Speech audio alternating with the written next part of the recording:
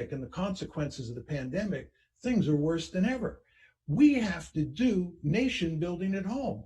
The elites in this country who are concerned with foreign policy have to stop focusing so much on doing nation building and fighting wars abroad and focus more on what's happening in the United States. Because the truth is, what happens in the United States matters much more than what happens anyplace else, including in East Asia with China. So I would just say, in this changing world where Europe's importance has gone from number one on the list of strategic priorities to number three, if you're going to cut somewhere to do nation building at home, the place I'd look to cut is Europe. And the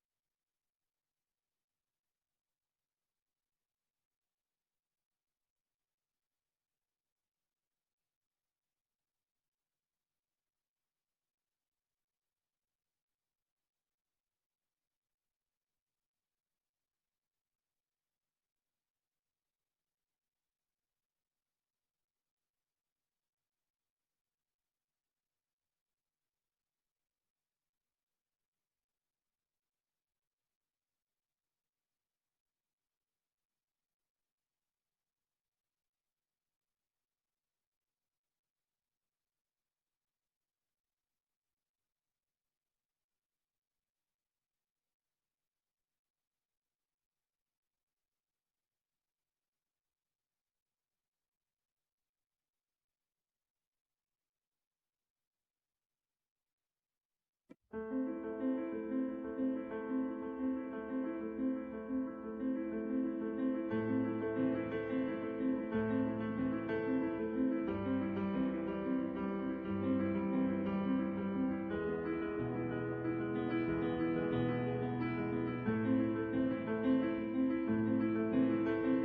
not talking about shutting down the country.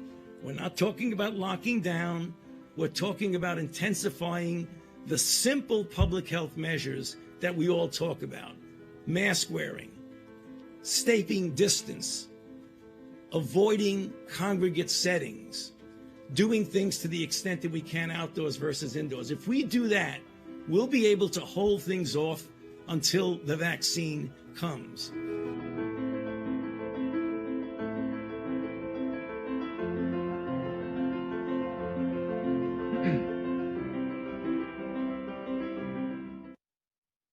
Welcome to Washington Post Live. I'm Robert Costa. Today on our Path Forward series, which focuses on the pandemic, I'm pleased to welcome back Dr. Anthony Fauci. Dr. Fauci, as you all know, is leading the nation's fight against the coronavirus. He is director of the National Institute of Allergies and Infectious Diseases. He has advised presidents for decades, including President Trump, and he has been praised by President-elect Biden. Dr. Fauci, welcome back. Thank you, Bob. It's good to be with you. Dr. Fauci, we have some questions from our audience members. We will get to them in a moment. But first, it's Thanksgiving week. Any last-minute messages for Americans who are still undecided on traveling? Yes, Bob, thank you. Obviously, each individual family has to make, as I've said it recently over the past few days, a risk-benefit assessment about the risk you're willing to take in traveling and in congregating in the usual warm atmosphere of, 10, 15, 20 people at a home dinner. Although those are wonderful parts of our tradition, I just would like to have each family to kind of make that risk assessment and know and understand that we're in a very difficult situation where the rate of infection, the slope of infections are really very, very steep. So you might want to reconsider travel plans and certainly try as best as you can to keep congregate meetings indoors, as innocent and wonderful as they sound, to a minimal number of people, preferably just members of a household. I know this is a difficult thing to do, but we're in a very difficult situation. So better be careful now and look forward to many, many more in the future than either endangering yourself or a vulnerable member of your family or friends or what have you to the situation that we're in right now, which is unprecedented, but it will end. So this is a very fixed period of time. I know it's a very, very precious period of time, the holiday season when we get together. But please don't do something that in fact would put you or your family in danger, such as getting a crowded group of people coming from different places and airports or what have you. Dr. Fauci, millions of Americans, however, might not heed your advice. They might still travel. So if an American is traveling this week, what should they do to prevent the spread of the virus? Well, Bob, it's the simple things that we keep talking about over and over again that are not very difficult to implement and just varies a little bit in the circumstance you're in. Uniform wearing of masks, particularly when you're indoors, avoiding congregate settings, congregate situations, crowds, where you're in a situation where you can't avoid, it's very difficult. If you are in that situation, always wear a mask, particularly indoors. Do things outdoors, preferentially over indoors. I know this can be difficult given the constraints with the weather that we have, and washing your hands frequency. So masks, space, crowds, outdoors, wash your hands. If you did those simple things, you would diminish considerably the likelihood that you would get infected. And we know that that is a public health fact because we've seen situations where one state versus another, one city versus another, in comparable circumstances, has either implemented these mitigation procedures or have not. And the differences in infection rate are considerable. So we know it works. So we're asking people over this Thanksgiving holiday and beyond, because as we get into the colder weather of the winter, to do those simple mitigation actions. Dr. Fauci, those mitigation actions certainly apply to things like a train station or an airport. But if you're with a small group, a few family members inside a home or an apartment, should you be social distancing inside the home, and should you be wearing a mask inside the home?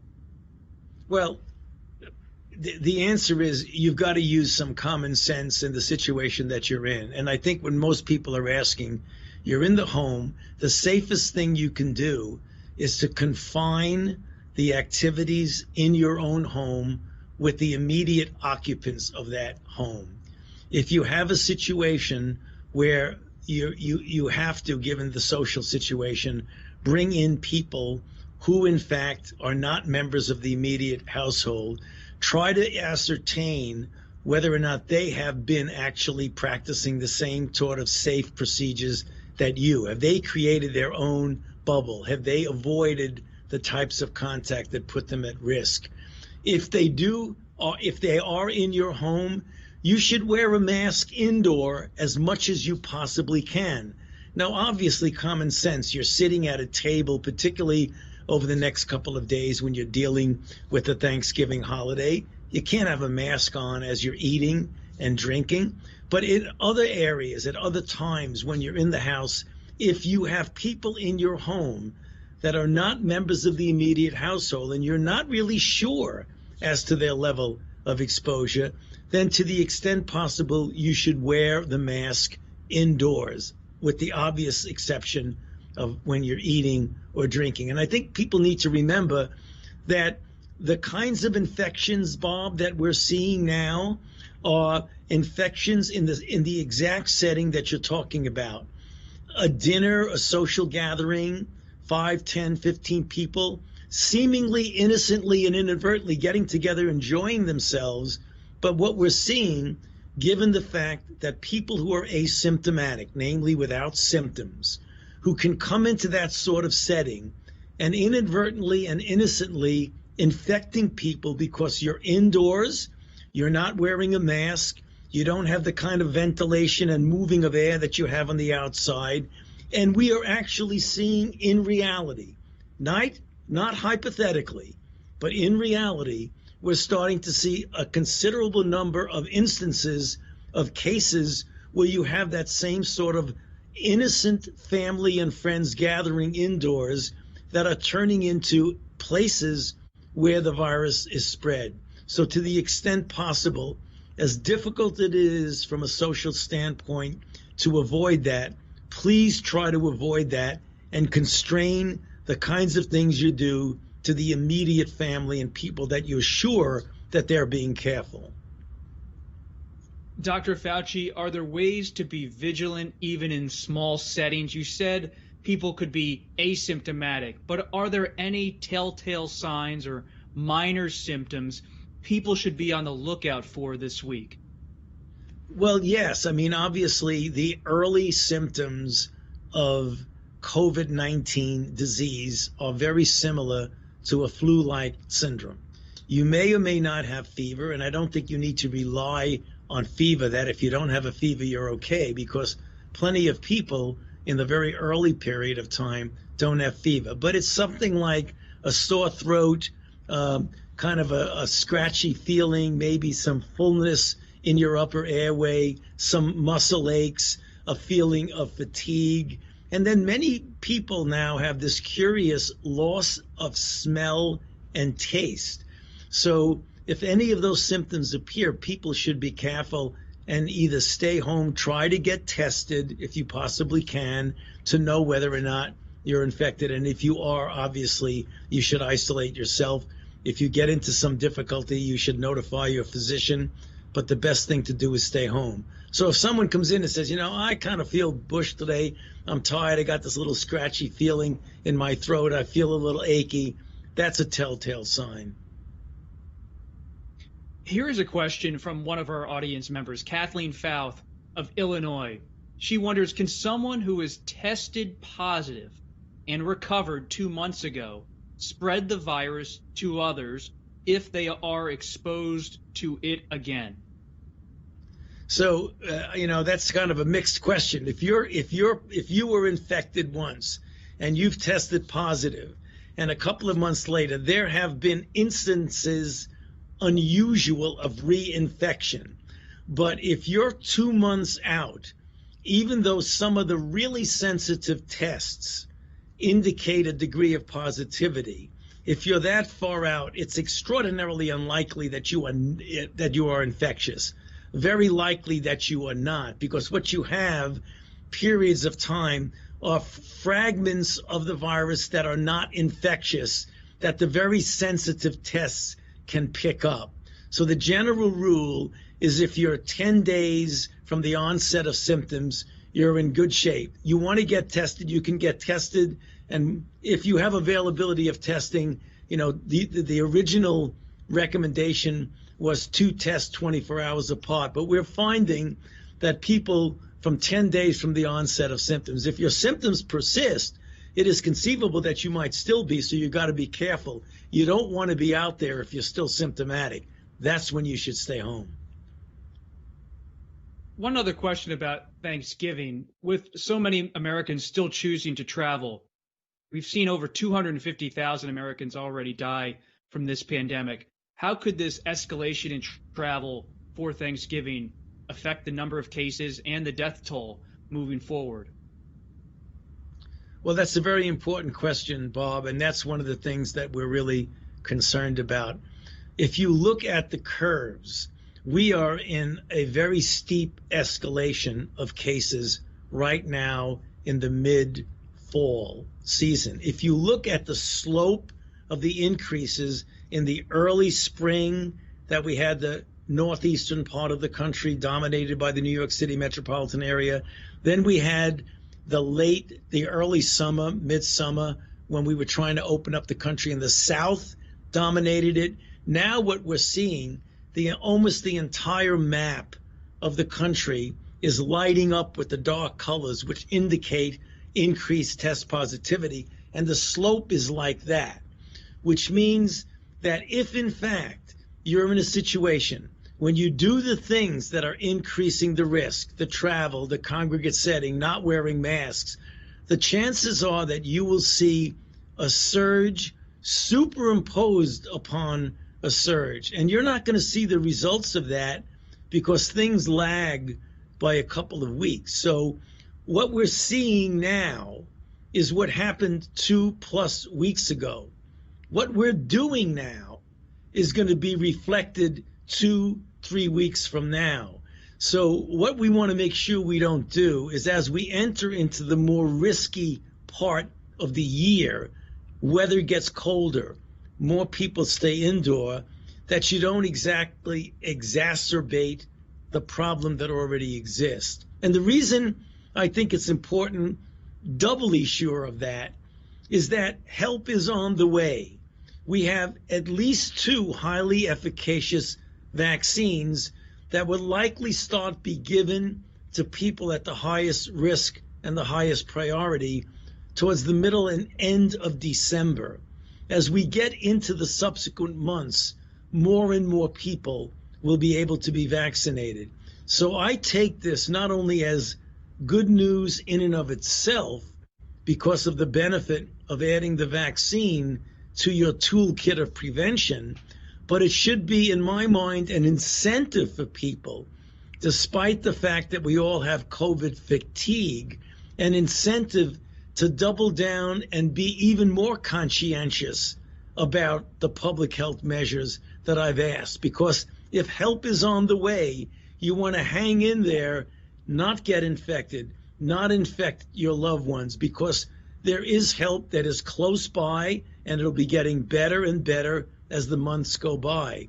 So That's the message. If you possibly can, please hang in there with public health measures.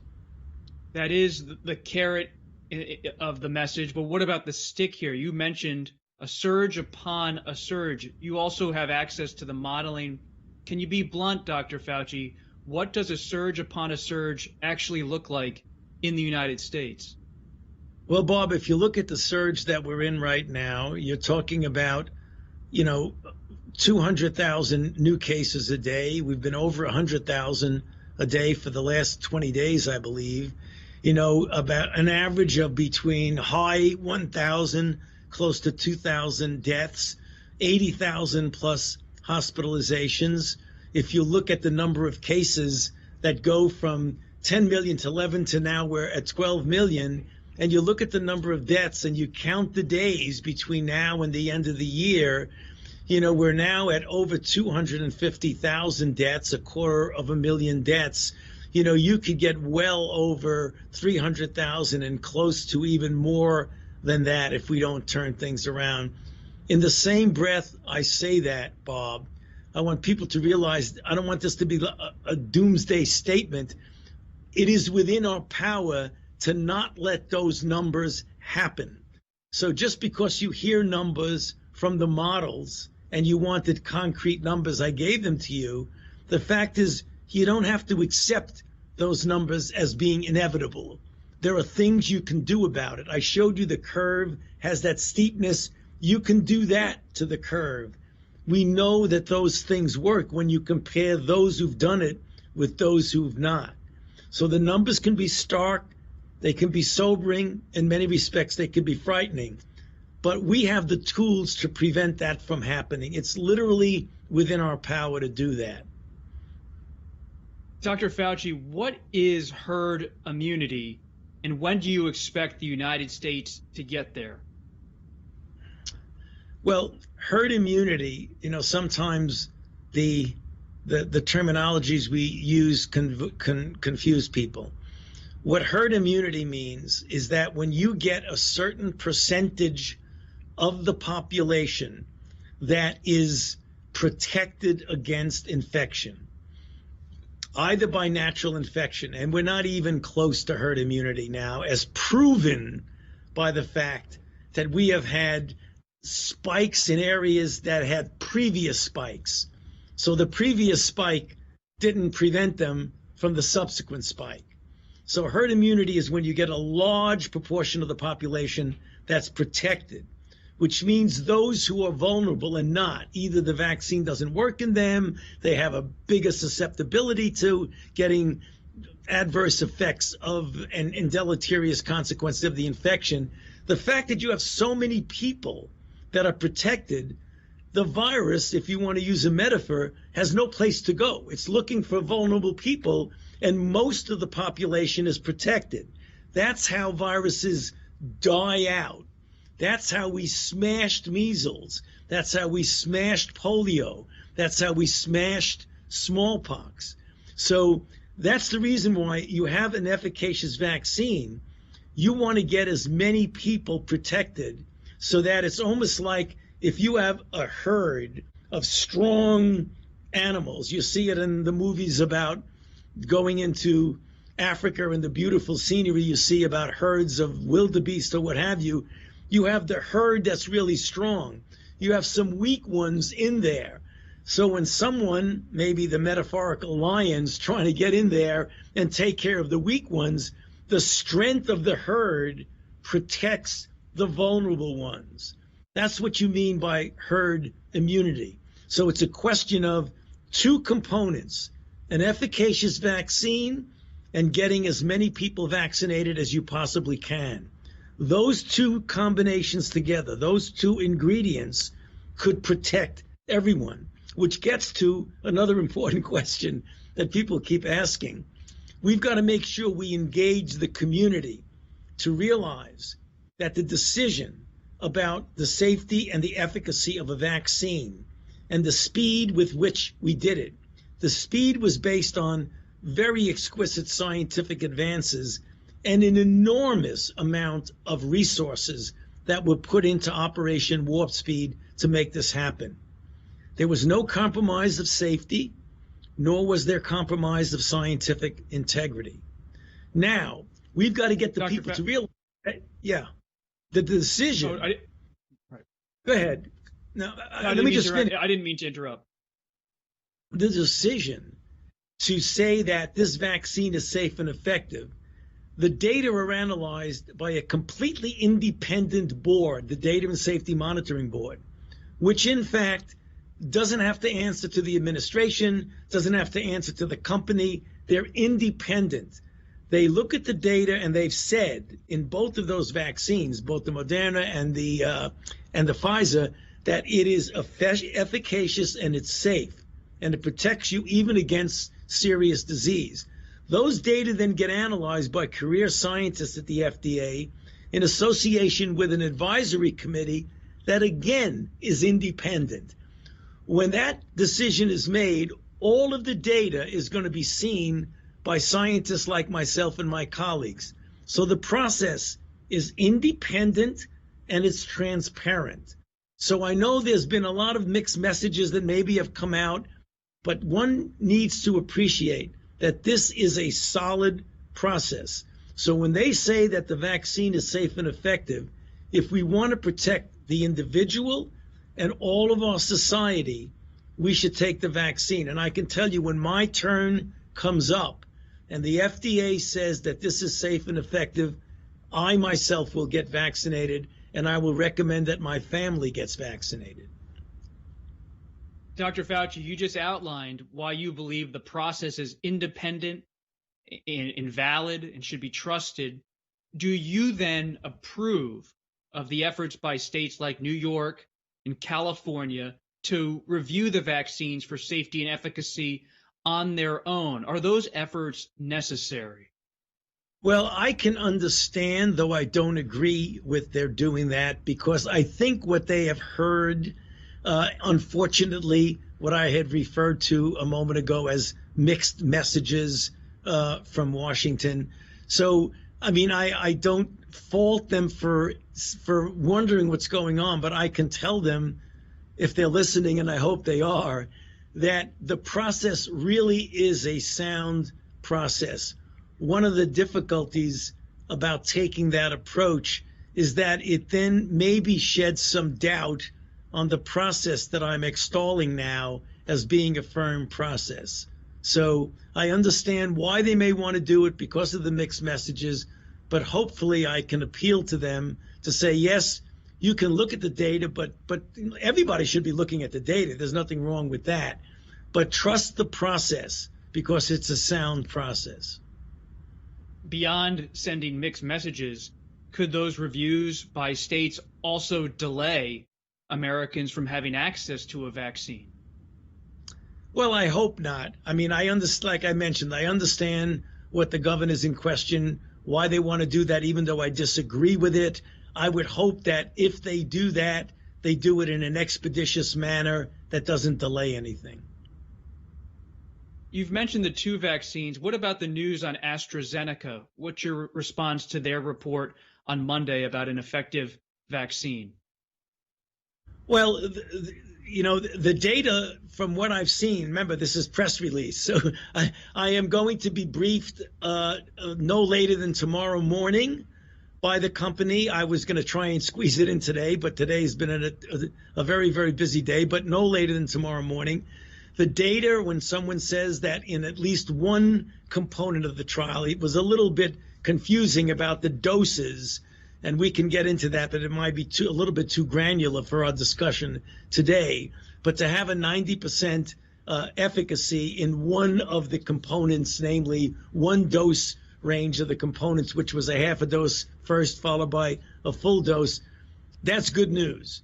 What that tells us now, that this is the third vaccine that we have that have given a very high degree of efficacy, which bodes well for vaccinology in general in the context of COVID-19, but also for the fact of something that I spoke, I believe, to you, Bob, in one of our previous interviews, that we would like to have multiple candidates that are highly efficacious so that these companies could start pumping out vaccine doses not only for the United States, but for the entire world. That would really be a very positive thing.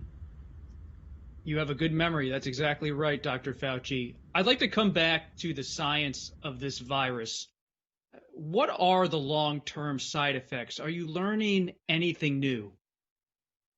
Well, when you're talking about long-term side effects, Bob, that will remain to be seen as we follow these individuals, because many of the protocols are 2-year protocols, and then the FDA and the companies have processes where they can look long-term. Let me explain to the public who's listening to our conversations. There's immediate, there's intermediate, and there's long-term adverse events. So the immediate ones almost invariably are a little discomfort in the arm, a little swelling, maybe a little ache, fever for 24 hours and it's gone.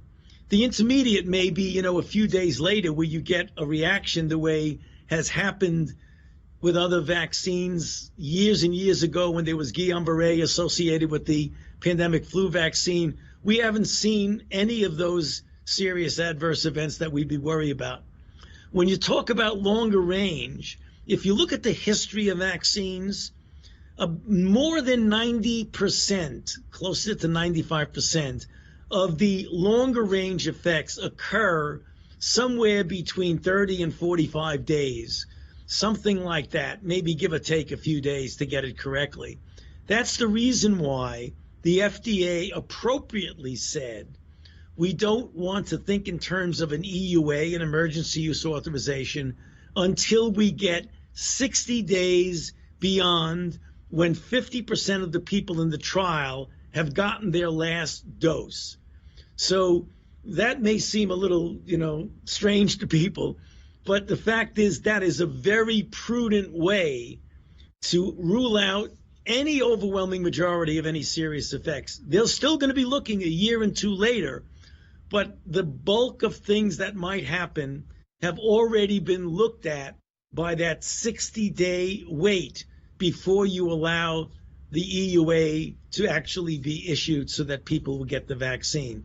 Safety is primary, and the FDA, the career scientists who've been doing this in their entire career for vaccine after vaccine know what they're doing, and that's why they made that safety clause in the EUA.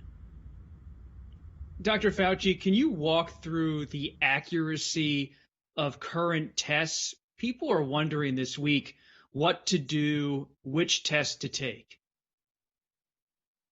Yeah, there are a number of tests, 3 general types.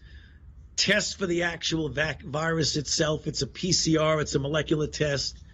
Test for a component of the virus, which is an antigen test, and test for the antibody to see if you've actually been infected and exposed. If you want to find out if a person absolutely is infected or not, for example, if you're doing identification, isolation, contact tracing, someone comes in with symptoms, you want to know if they're infected, and you want to know if the people that they've come in contact with is infected. Those are highly sensitive and highly specific, and they are more expensive. They take a little bit longer to get the results. You'd like to get it in 1 to 2 days. Many people, unfortunately, still have to wait multiple days to get it, even though we're doing much better now than we were doing months and months ago. The other one is one that's an antigen test that is generally done for screening. So it isn't as sensitive, but if you repeat it over and over again, it makes up for the lack of sensitivity. So if you want to find out in general, in a college, what is the level of infection of people? You test them all, and then you do surveillance testing. You don't want to know whether this person or that person is infected. You just want to find out if there's infection in the group. The group could be a college, a nursing home, a school, a factory, or what have you. Those are mostly surveillance tests. So if somebody wants to know absolutely if they're infected for a particular time, they should go with the more sensitive PCR test that may take a little bit longer. If you want to find out if a group is infected or not, and you want to do surveillance, that's when you do something that's less sensitive, But if you do it often enough, it makes up for that. Dr. Fauci, we only have a minute or so left. You've just mentioned the long-term effects possibly of a vaccine, but what about of contracting the virus itself? Are there brain issues, other health issues that you've picked up? Well, there are two aspects of that, Bob. A great question. For those people who really get seriously ill, namely they're in an ICU, intubated on ventilation, even if it isn't COVID-19, anyone that goes through that is not going to feel perfectly normal for a considerable period of time. But there's something else that's going on with COVID-19. And those are individuals who don't necessarily have had advanced disease. They could have been in the hospital, they could have been home in bed for a few weeks, but they had symptomatic disease. What we're finding is that a certain percentage of them, and we don't know what that is yet because we're doing a larger cohort study, so we are going to be studying this, anywhere from 25, maybe 30%, we think, have what's called a post-COVID syndrome. Namely, they no longer have virus in them, they can't infect anybody, but it takes them anywhere from weeks to months and maybe even beyond to feel perfectly normal. And they have a constellation of symptoms and signs that seem to be consistent when you talk to different people. It's extreme fatigue, it's shortness of breath, even among people who are athletes and were really very well conditioned, have trouble going up a flight of stairs. They have temperature control problems, they feel chilly, they feel warm, they have sleep disturbances, and some of them describe what's called brain fog, which is not a particularly appropriate term, but what they really mean by that is that they have difficulty focusing or concentrating. So there are these effects that we're concerned about. We're also going to be doing imaging studies to make sure there's not residual inflammation in places like in the heart or in the central nervous system or things like that. So we're learning that once you get rid of the virus, in a certain proportion of people, they still cannot necessarily feel normal for variable periods of time. And we're going to be investigating that. Dr. Fauci, in just a few seconds, one more question. Have you spoken to President-elect Biden since Election Day? No, I have not. I have not. Dr. Fauci, really appreciate you taking the time this afternoon to walk through where everything stands with this pandemic and to offer some insights and for people as they head home or perhaps take your advice and stay at their residence and don't go home for Thanksgiving. Dr. Fauci, thanks again. Thank you very much, Bob. I appreciate you having me on the show. Thank you. Appreciate you. And thank you all, too, for joining us here at Washington Post Live. This interview is available at Washington Post Live, as well as, we're excited to say, LinkedIn now, and a streaming service, viewit.com. That's VUIT.com. If you missed any of these interviews, whether it was President Obama earlier today at Washington Post Live or Dr. Fauci just now, you can go to our website, WashingtonPostLive.com, but also LinkedIn and view it. We're moving across those platforms, and you can access Washington Post Live there now and in the future. And next week, we'll have a full slate of guests here at Washington Post Live, good conversations, including Paul Romer, a Nobel Prize winner, and Senator Mark Warner of Virginia. But for now, please enjoy the holiday this week and stay safe.